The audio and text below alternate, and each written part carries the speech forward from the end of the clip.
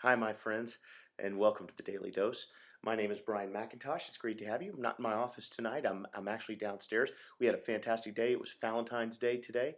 And yes, I did say Valentine's Day today. My youngest daughter's name is Fallon, and it's her birthday in addition to being Valentine's Day. So we were able to celebrate her birthday. And so, because it was kind of a family night, we went out to dinner, came home, did birthday presents. My wife and I watched some TV together.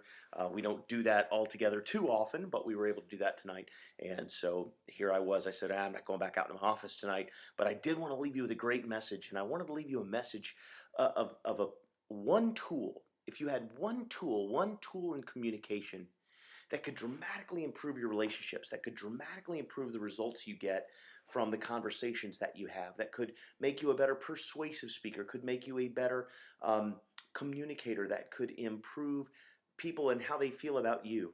Would that skill be useful to you? I'm going to give it to you now. That skill is the skill of listening. Now, on the surface, it seems like, yeah, okay, listening, big deal. How is listening a skill?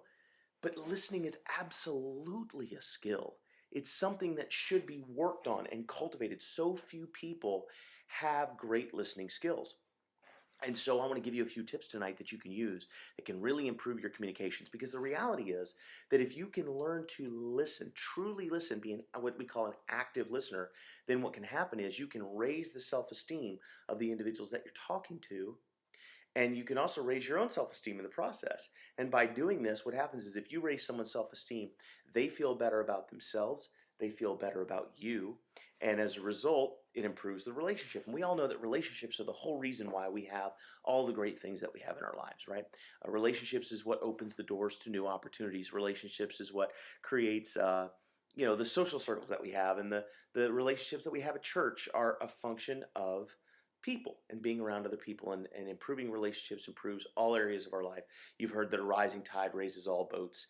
The rising tide in this case would be relationships. So learning to listen, here's what happens when you actively listen to someone. What you're communicating to them is, you are important to me. What you're saying is important to me. What I'm receiving is important to me, and how I respond to what you're saying is important to me. And when you communicate that to someone, it increases, as I mentioned, their feelings of self-worth. And if they feel better about themselves, they're going to feel better about you. And that's going to improve the relationship. It's going to improve the business transaction if that's what you're involved in. It's going to improve, whatever area of your life that you're working on. And so what are some things that you can do to make you a better listener? One of the things that you can do is to repeat back to the speaker whatever it is they're saying to you. So in one case, maybe my wife was concerned about our daughter's birthdays that are coming up, and she was telling me about how we need to plan birthday parties, and she doesn't know where we're going to have them, and if we're going to do them together or separately, and what we're going to do about invitations, and how many folks we're going to bring, and all those kinds of things. And so I stopped and I says, okay, well, let me understand this, sweetheart.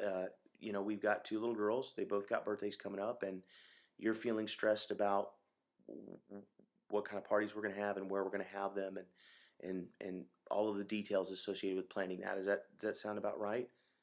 And see, by doing that, what you're communicating to the person is, I was listening. I heard everything you said, and I just want to be clear about what I heard so that I can respond appropriately. And again, that tells someone that you value them and you value what they're saying. Another skill that you can use is pausing before replying or before engaging back and forth in conversation. So as opposed to just kind of standing there waiting for your chance to speak, right?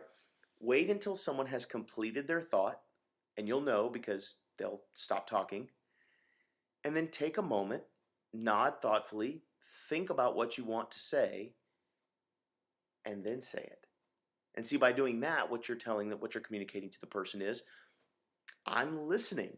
I'm processing the information that you gave me, and I'm formulating a thoughtful response to it, which is, again, another way of communicating to the person, you're important to me. I value what you're saying, and I want to make sure that I'm replying in the best way that I can because I value you so much.